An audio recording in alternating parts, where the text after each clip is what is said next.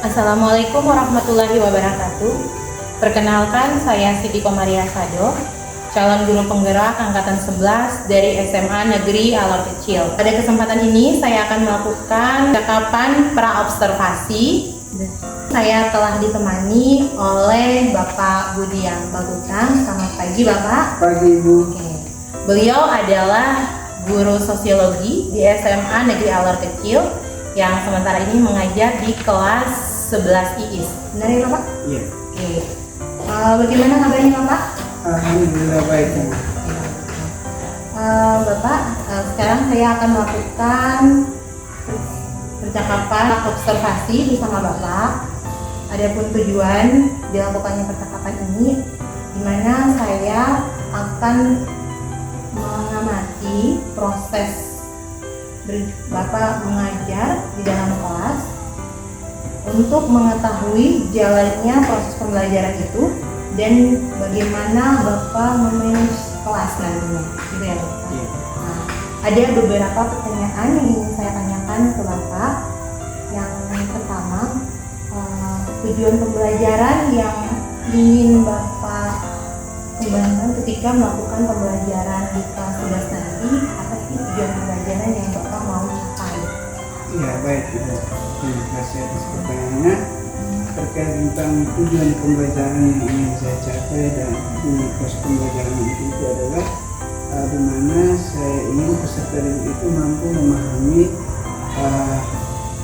beberapa konsep perubahan sosial, mulai dari pengertian teori, sekaligus mampu mereka memberikan perbedaan tentang gejolak-gejolak keragaman perubahan sosial yang terjadi di dalam masyarakat. Oke Bapak. Jadi tujuan yang ingin dicapai oleh dalam pembelajaran nanti yaitu memahami konsep perubahan sosial dan membedakan gejolak keragaman sosial ya Pak? Iya. Oke. Kira-kira area pengembangan yang ingin Bapak kembangkan di saat pembelajaran nanti di kelas itu seperti apa? Nah, terkait tentang area pengembangan yang akan saya kembangkan dalam proses pembelajaran nanti di kelas 11 di sini adalah yang pertama itu adalah area pengetahuan dan kemudian yang kedua adalah keterampilan. Tentunya terkait tentang pengetahuan ini adalah di mana peserta didik itu mampu memahami secara sistematis bertahap terkait tentang konsep perubahan sosial, teori dan lain-lain sebagainya. Selanjutnya pada pengembangan yang kedua adalah tentang keterampilan. Tentunya saya berharap setelah melewati pemahaman maka peserta didik juga mampu menyebutkan beberapa materi yang sudah saya sampaikan terkait pada pembahasan perubahan sosial. Oke, baik Bapak. Jadi ada dua area pengembangan yang ingin Bapak kembangkan yaitu pengetahuan dan juga keterampilan. Oke. Mengenai area pengembangan ini akan di kelas agar area pengembangan ini bisa tercapai, gitu Pak. Ya, untuk ketercapaian ini tentunya memang strateginya menjadi apa? Jadi menjadi pendekatan untuk saya melakukan strategi adalah menggunakan modul pembelajaran discovery learning terkait dengan konsep materi perubahan sosial ini dibentukkan dengan model discovery learning yang saya gunakan itu dapat memberikan memudahkan saya terhadap dengan siswa dalam memudahkan peserta didik dapat memahami tentang tujuan yang ingin saya capai. Seperti begitu. Oke, jadi nanti Bapak akan menerapkan model discovery learning. Yeah.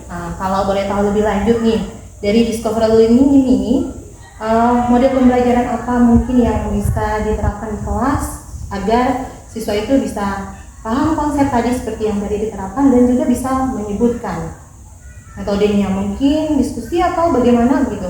Ya, tentunya melalui kegiatan diskusi. Nah, setelah diskusi di situ kita melihat atau memberikan siswa setiap kelompok itu harus aktif dalam menyuarakan pendapat masing-masing dan sampai pada tahap presentasi sehingga pembelajaran itu dapat tersebar di setiap individu dalam menanggung jawab tentang pembelajaran yang dihadapi dalam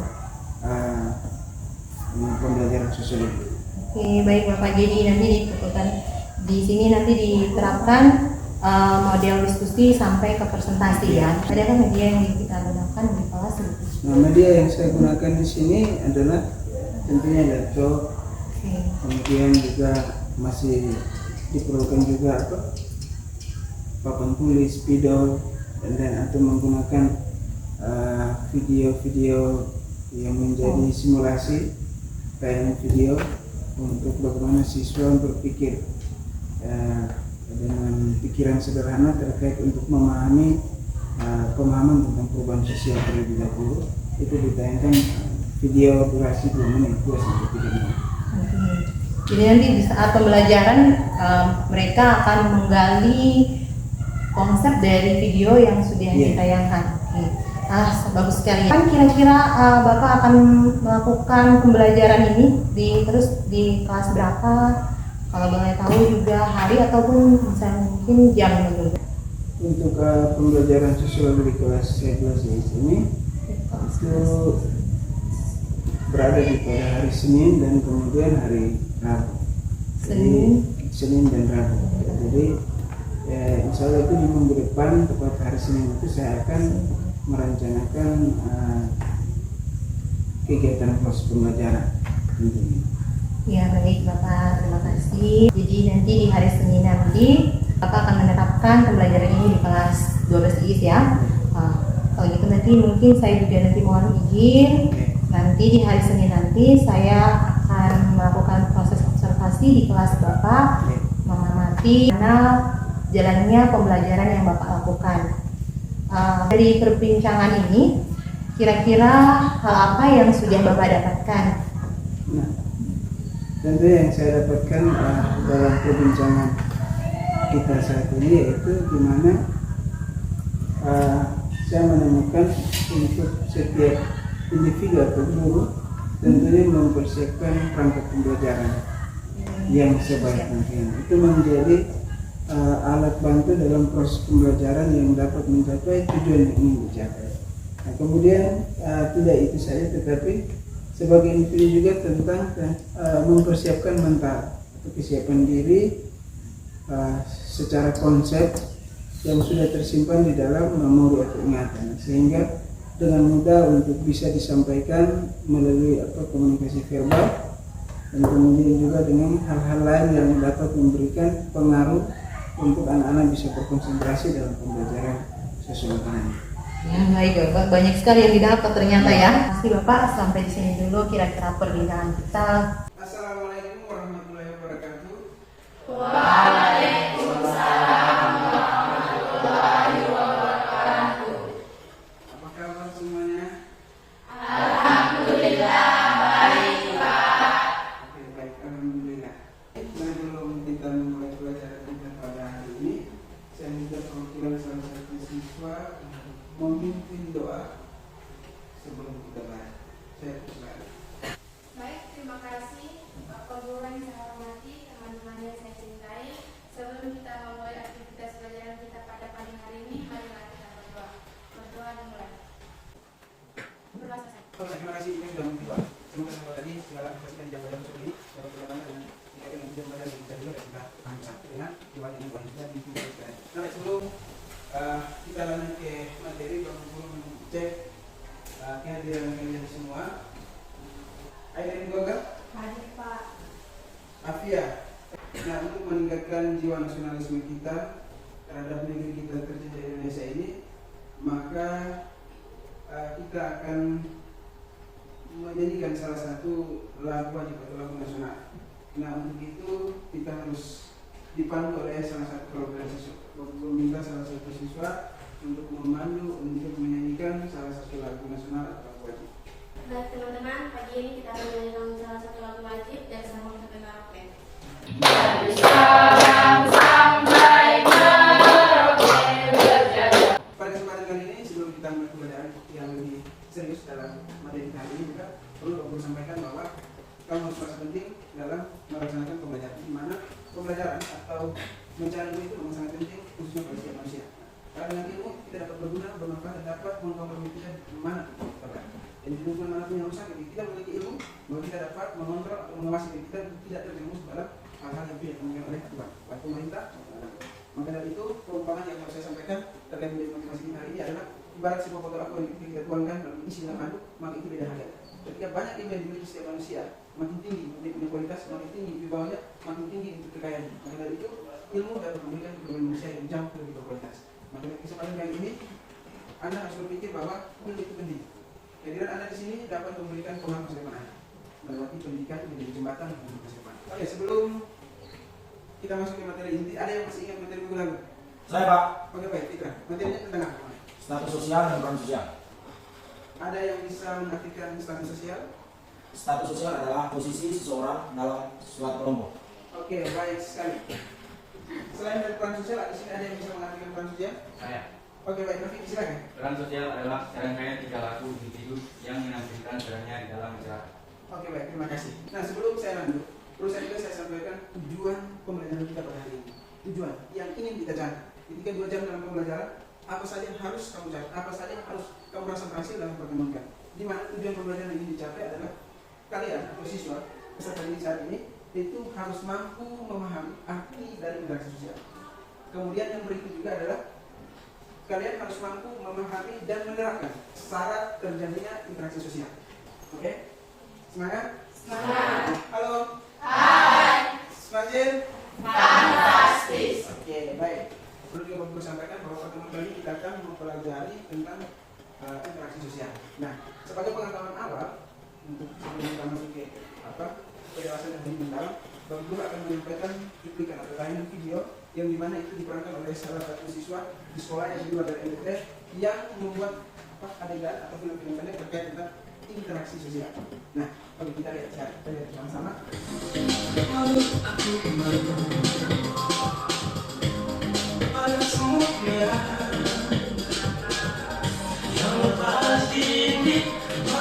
Baik, setelah Anda melihat tadi atau cuplikan video tadi, apa perasaan Anda setelah menonton video tadi? Anda bisa sih? Oke, baik, kita silakan. Perasaan saya setelah menonton video tersebut adalah di mana saya bisa mengetahui wujud dari interaksi sosial yang terjadi di lingkungan sekolah dan masyarakat. Oke, baik. Berarti jika dapat mengetahui wujud dan interaksi sosial yang terjadi di dalam masyarakat. Baik, di sini dari cuplikan video yang tadi sudah ditayangkan, masih buat tentang jika selanjutnya apa yang Anda lihat tentang interaksi sosial? Dari dulu, silakan. Menurut saya interaksi sosial adalah hubungan timbal balik antara satu dengan yang lain. Oke, baik. Berarti kalau kita bicara tentang interaksi sosial, berarti kita bicara tentang hubungan satu dengan yang lain. Hubungan satu individu dengan individu, kelompok dengan individu, individu dengan kelompok, kelompok dengan kelompok. Bisa paham? Bisa. Baik. Untuk memahami lebih dalam setelah saya lakukan video sederhana terkait tentang interaksi sosial, perlu juga kita melihat ada materi di dalam foto ini terkait tentang interaksi sosial. Nah, coba Fitra, coba tolong bacakan pengertian interaksi sosial yang sudah saya tayangkan di depan. Interaksi sosial adalah hubungan sosial yang dinamis menyangkut hubungan antara individu, kelompok dengan kelompok, individu dengan kelompok. Oke, baik, terima kasih. Kasih tepuk tangan dulu. Ini dasar. Ini dasar utama sebelum kita mendalami interaksi dari dalam yang banyak ragam interaksi sosial. Maka ini interaksi sosial sebagai dasar pengertian yang tidak pada kita semua. Nah, terkait tentang interaksi sosial di sini mengartikan tentang hubungan sosial. Di depan kita sudah melihat syarat terjadinya interaksi sosial. Coba kita lihat dua. Rifai, syarat terjadinya interaksi sosial. Coba yang pertama apa? Kontak fisik, contoh berjabat tangan. Oke, Rafiki, syarat terjadinya interaksi sosial. Ada berapa situ? 2. Oke, yang pertama. Adanya kontak sosial. Adanya kontak sosial. Ini Rena, yang kedua?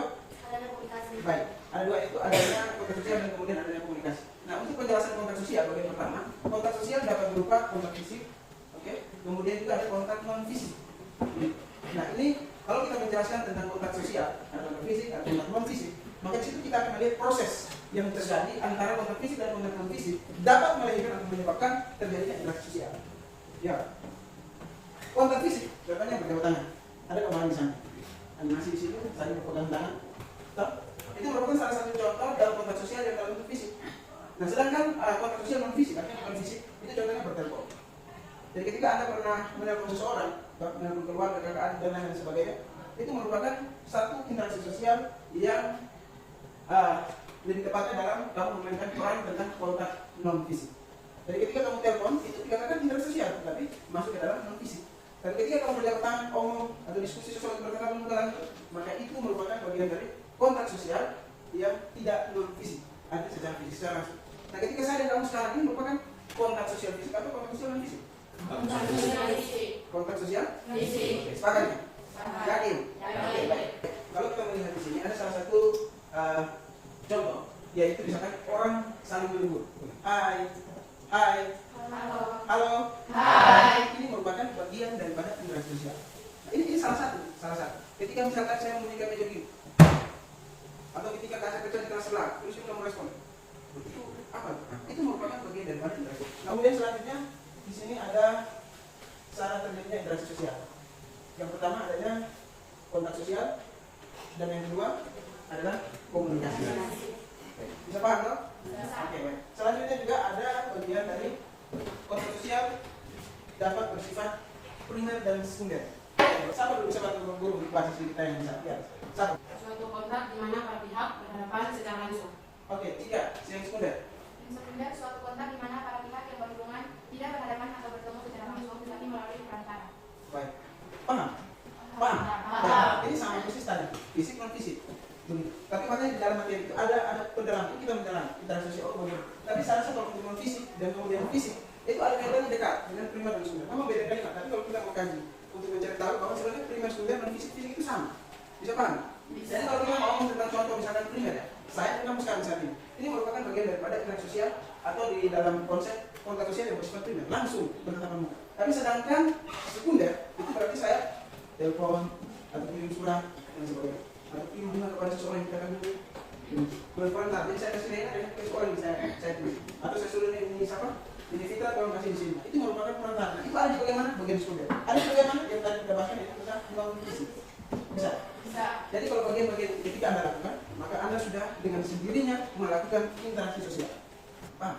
Jadi ketika Anda melakukan hal-hal demikian yang sudah saya jelaskan tadi, maka akan menyebabkan terjadinya interaksi sosial. Syarat terjadinya interaksi sosial itu ada interaksi sosial. Nah, bagian yang kedua syarat terjadinya interaksi sosial. Coba Rina, yang kedua apa? Komunikasi. Baik. Nah, artinya bahwa selain dari kontak sosial dapat menyebabkan interaksi sosial, komunikasi juga. Nah, ini kita bingung. Komunikasi interaksi mana? Ini kita bingung. Ini sama kok beda sedikit gimana? Atau beda-beda tipsnya gimana? Nah, itu maka dari itu kita harus memahami secara bersama terkait tentang materi singkat yang mungkin ada di depan kita semua. Dan mungkin saya akan menambahkan beberapa referensi gambaran pikiran terkait tentang syarat terjadi interaksi sosial bagian komunikasi. Nah, komunikasi dapat berupa komunikasi verbal atau dengan ucapan, komunikasi non verbal. Artinya ketika kita mengucapkan, kita berarti maksud. Jadi, Rafiki, dia apa begitu? Kalau saya mengirim surat, Rena tiba-tiba saya kirim ke kelas, tiba-tiba benar-benar. Maka itu bagian dari komunikasi non verbal. Saya datang ke kelas misalnya saya baca, oh ini saya gitu, sudah benar. Ini merupakan bagian dari komunikasi bagian non verbal. Tiba-tiba langsung Rena WA saya, Bapak ini saya saking begini saya baca Rena. Saya baca komunikasi. Ini juga merupakan interaksi sosial, bagian dari komunikasi. Jadi ketika kamu telepon, itu saat terjadi interaksi sosial bagian non verbal, non verbal. Atau misalnya ketika kamu kirim surat, berarti non verbal. Tapi itu ada motif pada terjadinya interaksi sosial. Ketika kamu telepon, kamu pergi ada kamu kebun, itu merupakan komunikasi verbal yang akan menyebabkan terjadinya interaksi sosial. Pak, halo. Hai. Oke, next selanjutnya, kalau di situ ada gerakan bahasa tubuh, komunikasi non verbal. Sudah menggunakan cara orang dapat menyatakan tindakan. Verbal non verbal. Oke. Verbal non verbal. Ketika itu saya tanya soal pertanyaan apa itu interaksi, langsung kita jawab benar, benar. Verbal non verbal. Bisa. Ini saja komunikasi. Komunikasi bagian non verbal. Iya, kalau kita sudah melakukan komunikasi, maka akan terjadinya interaksi. Syarat terjadinya interaksi. Oke? Nah, bagian poin kedua individu dan kelompok. Contoh seseorang yang berusaha menyesuaikan diri dengan orang yang berada dalam pertemuan. Nah, ini menarik. Dalam poin ini bahwa ketika misalkan kamu yang tinggal dalam kecil, menangis, angkat dan sebagainya, tiba-tiba kamu pergi ke mata atau pergi ke kamar. Penyesuaian dengan kondisi baru. Kamu akan bangun, bisa bangun hari pertama itu kamu merasa gaji. Teman-teman ada di hari seberapa. Maka dari ketika kamu melakukan adaptasi, misalnya, saya belum kenal Rena dan Fitra atau dengan Adi atau dengan Rifat. Jadi kalau sudah 1 minggu 1 bulan akrab. Nah, dengan sendirinya menjadi akrab itu dibantu dengan interaksi sosial. Jadi untuk merasa nyaman di suatu lingkungan yang baru, kita kita harus pakai konsep interaksi sosial. Jadi, tidak mungkin datang low fight. Itu tidak bisa. Jadi, harus dengan bahasa. Jadi ketika kalau kita berbicara dengan orang lain, menjadi karakter menjadi akar, maka kita harus menggunakan dasar interaksi sosial agar kita dapat menjadi akar di beberapa bulan kemudian atau beberapa hari kemudian atau beberapa minggu kemudian. Bisa Pak? Jadi untuk mencapai kamu bisa tahu lingkungan, tahu kenal orang dan sebagainya, dasar utama adalah kita harus menjalankan interaksi sosial. Bisa Pak? Dari tampilan materi terkait interaksi sosial yang sudah kita lihat bersama, Bapak Guru akan mengajak kalian semua untuk membentuk 4 kelompok.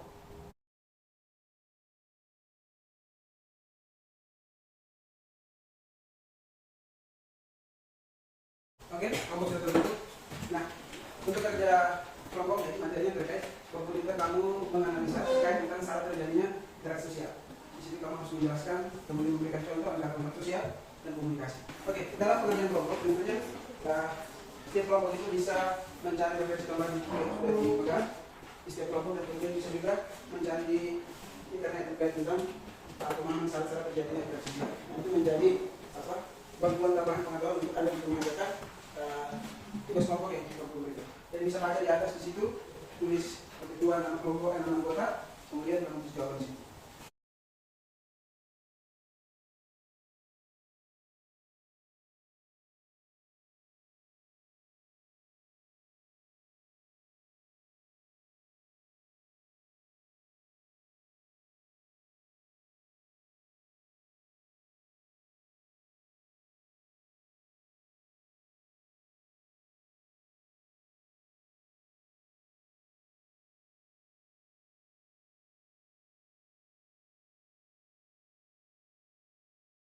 Oke, baik.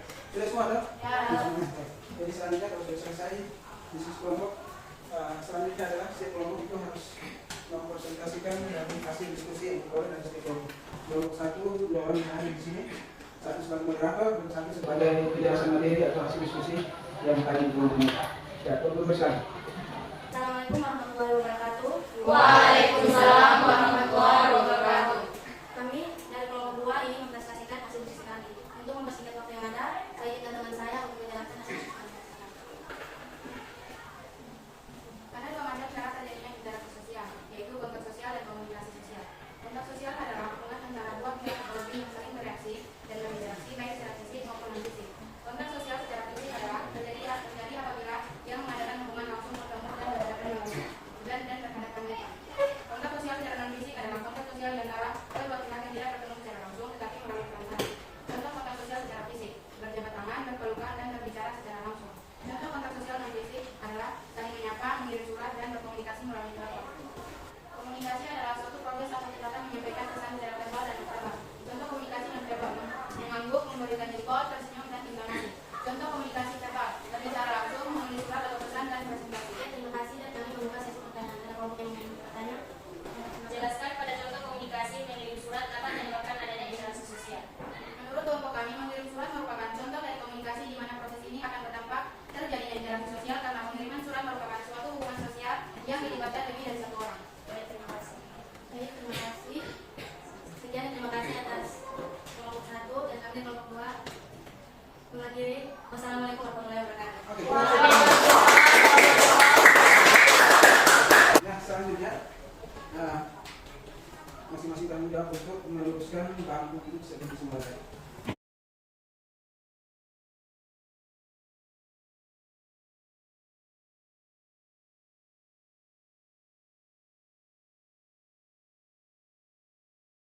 Oke, baik. Tadi sudah selesai juga masih diskusi tes dan selanjutnya itu di sini dari interaksi sosial dan juga syarat interaksi sosial. Di sini siapa yang bisa memberikan atau menarik sebuah kesimpulan buat pembelajaran Anda? Saya, Pak Tidak, silakan. setelah saya mempelajari interaksi sosial, saya dapat memahami pengertian dan syarat terjadinya interaksi sosial. Terkait dengan materi interaksi sosial, berhubungan kepada kita semua untuk merefleksi kembali materi ini. Nah, kira-kira nih, aku mau tanya, apa yang kalian pahami setelah mempelajari materi interaksi sosial? Jadi siapa yang bisa? Oke, baik, silakan. Yang saya pahami adalah pembelajaran terkait interaksi sosial, di mana interaksi sosial dijelaskan hubungan timbal balik serta juga adanya syarat terjadinya interaksi sosial, yaitu kontak sosial dan komunikasi. Oke, baik. Nah, selain dari itu ada juga bahwa manfaat apa yang kalian rasakan setelah mempelajari materi sosial? Ada yang bisa? Oke, ada yang silakan. Manfaat yang saya peroleh adalah saya bisa memahami adanya interaksi sosial di sekitar lingkungan kita. Contohnya gotong royong dan bersama merupakan interaksi sosial. Baik, dari dua orang yang menyampaikan tadi terkait dengan jabatan dan sebagainya, itu merupakan bagian daripada interaksi sosial. Oke. Halo. Hai. Halo. Hai. Baik, menarik kan materi tentang interaksi sosial dan salah satu interaksi sosial? Menarik tidak? Menarik. Maka lebih menarik lagi kita akan jumpa di depan. Perlu aku sampaikan materi minggu depan yaitu faktor-faktor penyebab terjadinya interaksi sosial. Dan situ banyak aktivitas interaksi sosial yang beragam. Dan tentunya kalian paham karena kamu pernah mengambil peran itu terkait dalam penerapan faktor-faktor terjadinya interaksi sosial. Untuk pertemuan hari ini sekian, dan sebelum berburu kita semua dan keluar dalam pelajaran sosiologi dua hari ini, boleh meminta salah satu peserta untuk doa untuk mengakhiri pelajaran. Assalamualaikum warahmatullahi wabarakatuh teman-teman. Sebelum mengakhiri kita pada pagi hari ini adalah pesan sekolah.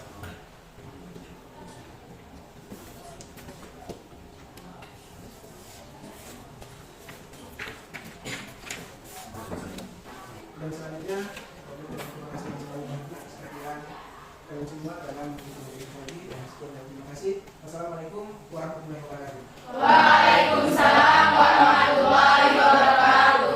Assalamualaikum warahmatullahi wabarakatuh. Salam sejahtera untuk kita semua. Perkenalkan, saya Siti Komaria Sado, calon guru penggerak angkatan 11. Pada kesempatan ini saya akan melakukan perbincangan pasca observasi, dan tentunya saya tidak sendiri. Saya ditemani oleh Bapak Budi Anggotuka. Selamat pagi Bapak Budi. Pagi. Oke, bagaimana kabarnya Bapak? Alhamdulillah. Pada kesempatan kali ini saya ingin melakukan perbincangan dengan Bapak, perbincangan pasca observasi kemarin. Adapun tujuan perbincangan ini adalah untuk melakukan refleksi diri selama proses observasi yang telah kita lakukan kemarin dan juga pra-observasi yang sudah dilakukan sebelumnya. Di samping itu, perbincangan ini juga bertujuan untuk melakukan evaluasi sekaligus rencana tindak lanjut ke depannya. Bagaimana perasaan Bapak setelah dilakukan proses observasi oleh saya kemarin? Ya, baik. Terkait perasaan yang saya alami setelah melakukan observasi, dari awal itu sudah ada sedikit rasa gugup. Dalam proses pembelajaran berlangsung, perlahan itu rasa gugup tersebut juga sudah hilang. Bahkan saya merasa kepercayaan diri semakin baik dan stabil sampai pada proses pembelajaran selesai. Oke, jadi sudah lebih percaya diri walaupun awalnya ada sedikit gugup ya Pak. Boleh saya minta diceritakan sedikit bagaimana proses pembelajaran yang kemarin berlangsung? Ada ini? Ya, sesuai dengan proses pembelajaran yang kemarin saya lakukan bahwa dalam proses pembelajaran tentunya saya lakukan yang dimana sudah saya memberikan kepada peserta ini terkait tujuan pembelajaran yang ingin kita capai bersama. Nah, itu menjadi poin utama yang harus kita ketahui dalam pencapaian proses pembelajaran. Nah, tidak kalah itu ada juga hal penting lain yang saya sampaikan adalah untuk memperkuatkan pemahaman materi. Saya juga menampilkan simulasi dalam bentuk video terkait materi yang saya ajarkan, di mana ketika peserta didik yang nonton video tersebut itu menjadi awal pemahaman mereka terkait materi yang kita belajar bersama.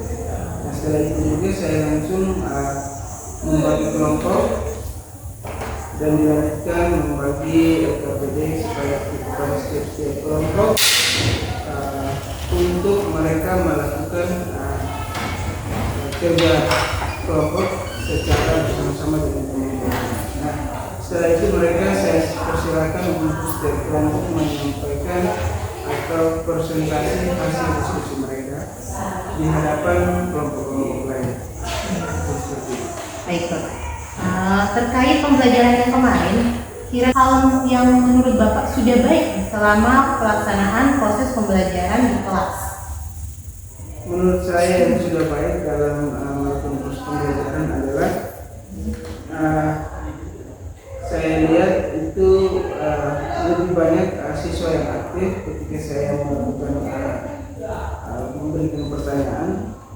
Nah, itu ada beberapa siswa yang mampu memahami materi yang minggu lalu, bahkan benar mereka menyampaikan jawaban ketika saya memberikan pertanyaan. Dan tidak kala itu juga terkait tentang proses pembelajaran yang saya bawa, itu sebagian besar siswa cukup memahami dalam memahami apa materi yang saya sampaikan, mulai dari pertanyaan awal pemahaman materi, penjelasan dalam PPT, sampai mengerjakan tugas KPD yang saya berikan. Jadi dalam proses pembelajaran ini memang terlihat sudah bagus ya Bapak, memang saya lihat sudah bagus. Bapak juga sudah melakukan tahapan-tahapan dalam proses pembelajaran seperti yang sudah kita bahas di praobservasi, di mana Bapak sudah menyampaikan tujuan melakukan setiap tahapan dalam proses pembelajaran, dari stimulus, kemudian mengidentifikasi masalah, melakukan verifikasi, dan juga sampai ke menarik kesimpulan. Dan saya juga melihat bahwa memang terlihat siswa itu aktif ya, dimana Bapak memberikan kesempatan ya, sebetulnya dilihat itu Bapak memberikan kesempatan kepada setiap anak untuk terlibat aktif dalam menjawab pertanyaan-pertanyaan yang Bapak berikan. Dari sini, dari proses pembelajaran yang sudah dilakukan, kedepannya kompetensi apa yang ingin lagi Bapak kembangkan lebih jauh?